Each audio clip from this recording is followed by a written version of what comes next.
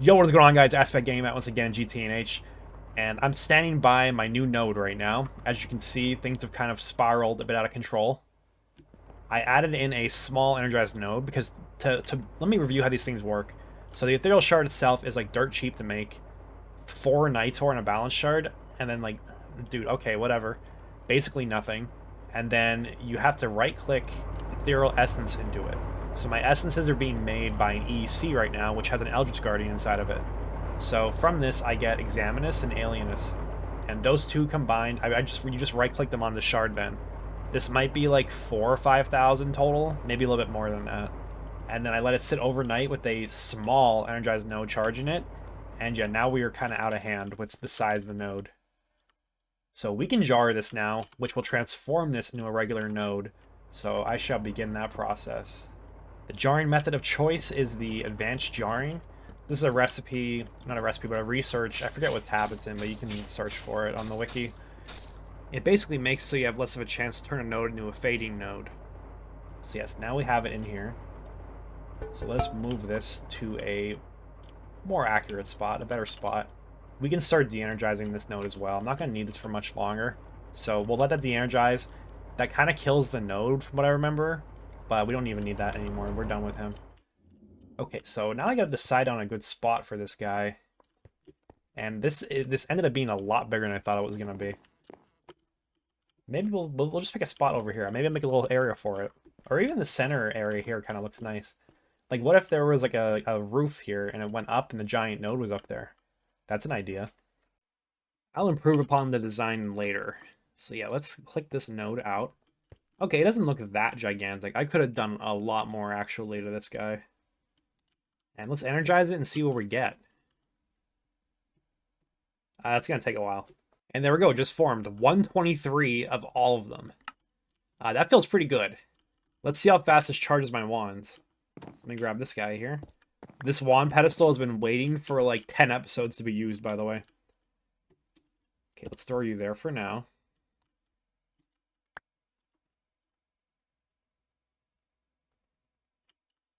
That's slower than I thought it would be. Next time I'm making one with like 1,000,000 of those on it.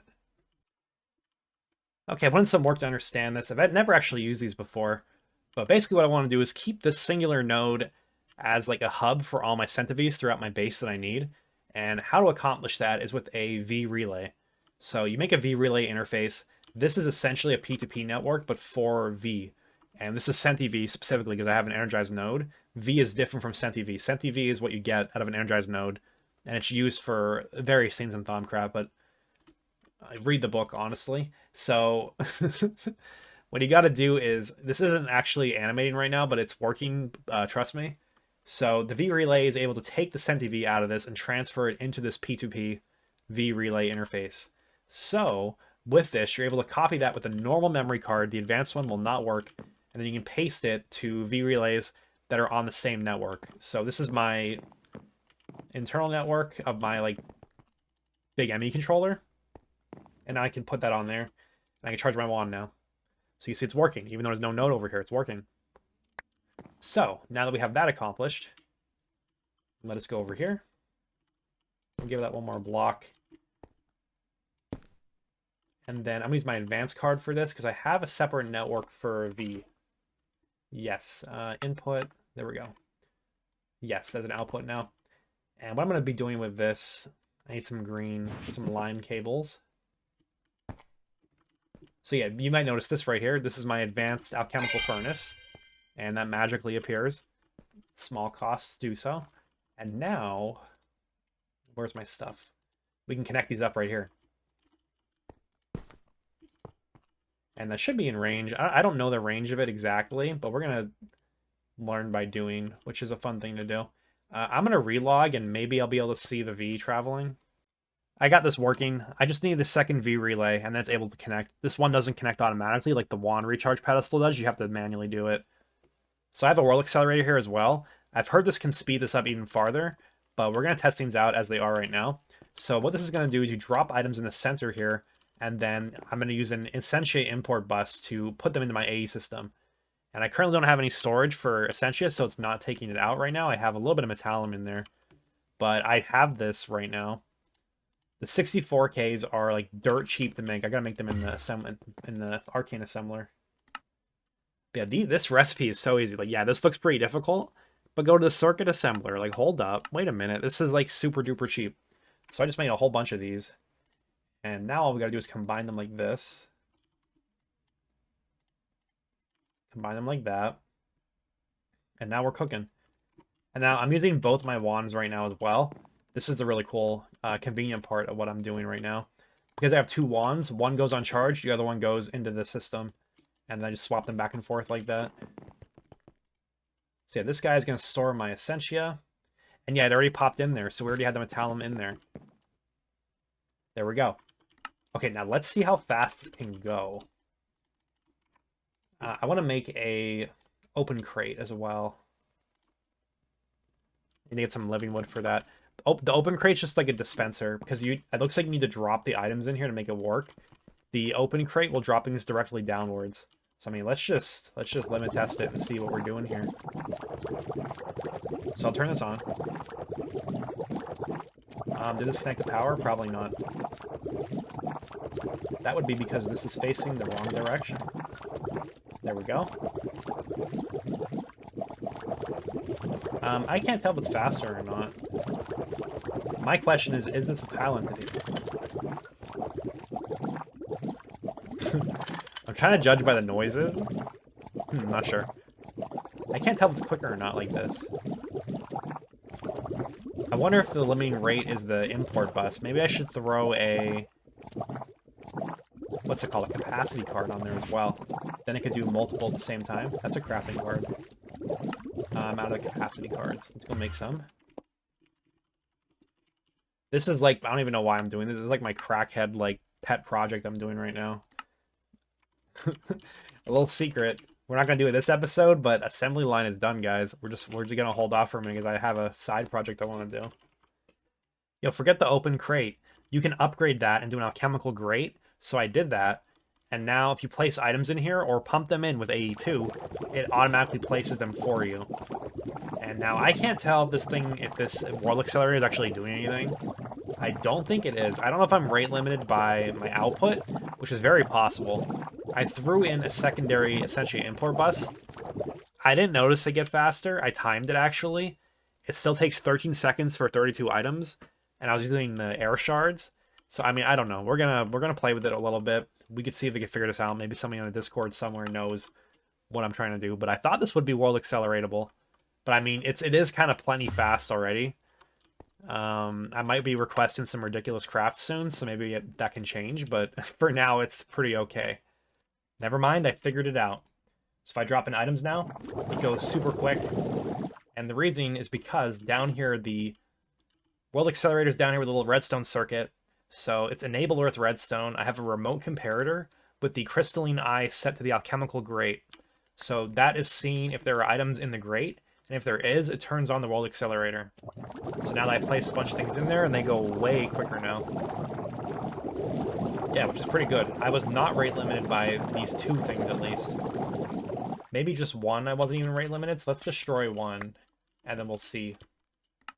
I need more junk to put in here. What do I need? I have pretty much all this. Let's throw in some of the Terra Wart. And then we'll see if we can handle just one, with just one import bus. Yeah, it kind of looks like it is. It is a bit slower. You know, that was a huge dump, though. But yeah, it's okay. Now take a look at this convenience, and it's going to get even better. But now that I have this in Applied Energistics, I just click on the thing that I want. Full jar. That's all you got to do. So I'm going to gather up all the stuff that I need for this next craft. And then the other good news is I'm not even going to waste stuff anymore, because I can just put it back in. Like, I could just put it straight back into the AE system as the partially empty jar. So now I'm going to craft up, for now, 2 Essentia mirrors. This is going to go to my first infusion provider. And then I need to make 2 Essentia providers for the moment. Yo, I just remember, I think I forgot this the last time I played too. The Infusion Interceptor, this is the guy to go for. Don't get the Infusion Provider quite yet. There is an advanced Infusion Provider now. I can't quite afford this though, it needs ZPM. So we'll get to there eventually, but not today. So we're going to make the Infusion Interceptor first. So I put in quite a bit more work than I said I would. I did finish the Infusion Interceptor. So this guy goes beneath the middle pedestal here. And if you give it an Infusion Provider, or Essentia Provider, not an Infusion Provider, it will instantly provide all the V that you need for your infusion, which saves you a lot of time, especially in bigger crafts, because you don't have to wait for it to fly over. And then just starts taking the items instantly, which is really convenient. So on top of this is an Infusion Claw with a wand in it. I don't know if the wand type matters. I just put my garbage wand that I had originally in here. And then a V-charge relay. I accidentally clicked on the crystal to make it yellow. I don't think it matters. But yeah, this is going to charge the wand inside of here. Whenever this gets used on the runic matrix, it uses a small amount of V in here. It doesn't typically do that if you do it by hand, but I think they just had to add something to this to make it harder to get or something. I don't know. But that's the purpose of that. And then I'm going to use SFM to automate some things. And I also want to use the World Accelerator. I'll get a different emitter for this to turn it on and off when it has to. Yeah, if you World Accelerate the Infusion Matrix, it goes like a lot quicker, and we're going to have to do that definitely. So let me go get another emitter, and we can start making that code for that. Because yeah, I don't think there's a real good guide for it, but I think it'll be easy. The wiki does mention SFM, so I'll see if I can research anything up on it, but I think it should be pretty easy to do. Another thing I have finished now is my knowledge core. I'm now putting recipes into this. You encode them into the knowledge core because the way that the Thaumcraft has to handle it is a little bit strange, but whatever, it's fine. So you put the knowledge core back in your arcane assembler, and the recipe is here, and it just kind of works now. So I put armor in here to make the discount come better. I use my old boots of the meteor that I made for that because I didn't like them. I low-key want to like modify the code to remove the particles, but I don't know how to do that, so we're not going to do that right now. Oh yeah, and a little bit counterintuitive, but to get the V relay to work on this, you just have to click on that machine with your memory card with your DigiV source. So now I have the digital V in here, and it just kind of fills this automatically, as we can see right there. So that's pretty good. That's curious as an extra slot here, implying the 7th orange primal again. Okay. All right, the last setup that I made real quick was the Tantalum duper. So you just put the nuggets in here. With an Essentia provider next to this, it just automatically provides the stuff for it. So I could get two, what is it called, mnemonic matrices. I don't know how to say that. There's no shot I'm getting that one. But if you put these onto this, you could supply more recipes as well. So whenever you drop items in here via ME interface, it will automatically do the recipe that you want. So we'll probably do that. These are cheap. I actually don't think I have Flawless Amber, which I can make it with regular amber, but maybe I should sift a bunch of amber. Okay, I labbed this out, and I think it's going to work. I didn't test it yet, but this is based a little bit off the wiki.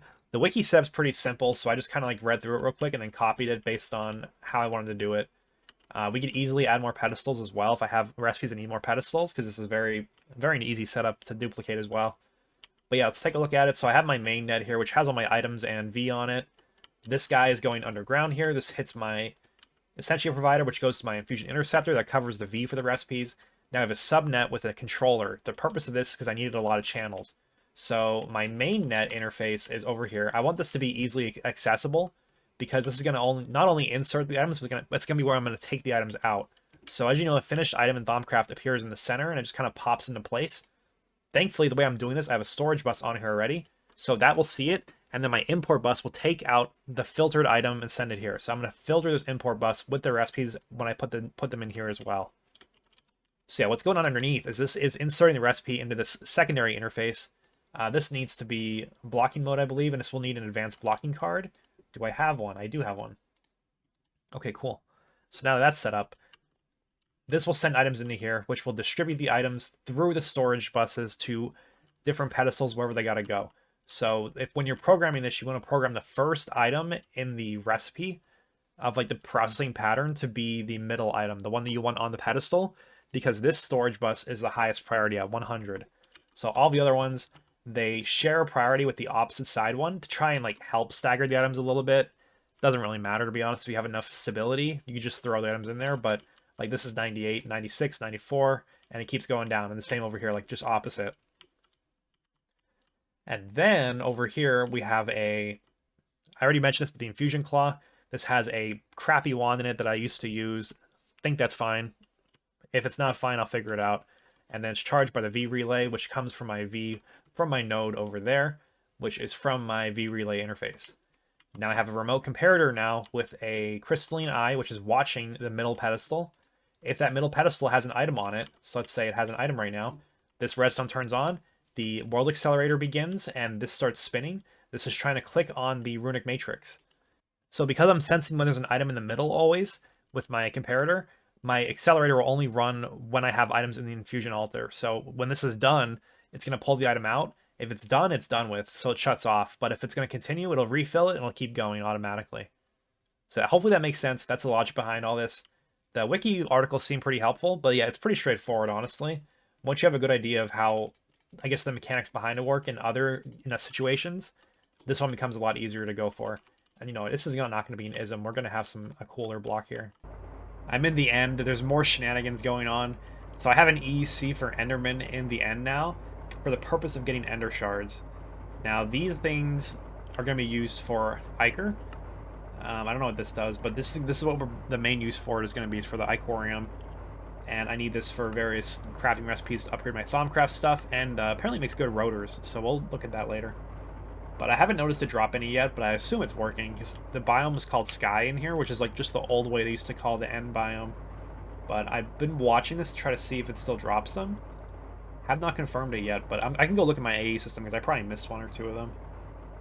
Another interesting thing to talk about, there are actually different Endermen. So there is, like, the main Enderman is dropping me a lot of like Enderman heads and like annoying stuff. But the Blinding Enderman has ink sacs, which I don't need that badly anymore, but that's interesting.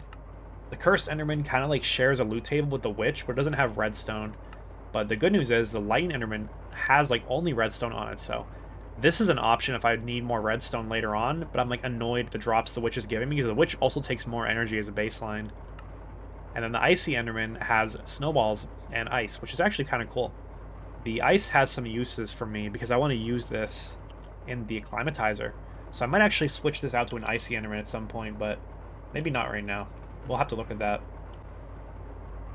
Yep, it's successful. We're making Ender Shards over here.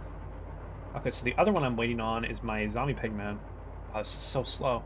Oh, because we're out of power. What happened? Something went wrong down here. Occasionally on server resets, these things bug out. So let me disconnect and reconnect. Are you happy yet? No, something's wrong.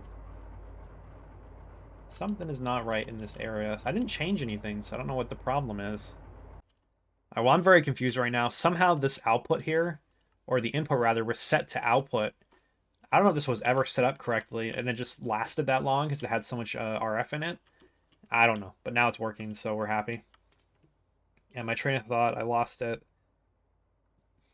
I remember, I was making nether shards out of zombie pigmen. I chose zombie pigmen because they also are going to give me zombie brains.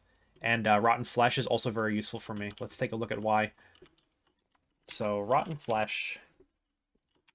This has Humanus on it. And Humanus is a little bit hard to come by. And you need a lot of it to make Ichor. So that'll be really useful for me to get a source of Humanus from that. And I'm aware that there's infinite ways to get all this from bees, but we're not doing that at the moment. So this is what we're doing. And yeah, now I gotta just go set that guy up once that's done, and then we're ready to go to start crafting Icorium. And just an update, the Nether EEC is completed, so this guy is also producing Nether Shards now.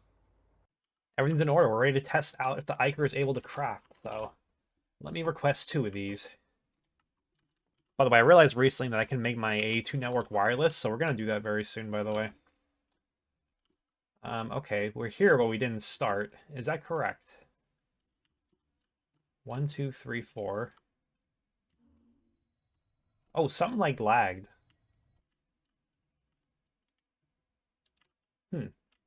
Yeah, why is my infusion claw not on right now? Also, you should be pulling. Why are you not pulling? Maybe the storage bus can't see this?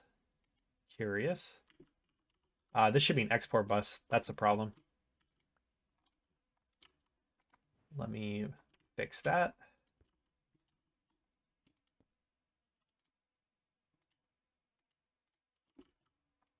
Okay, now are you able to do it? Yes, I did take it. Okay.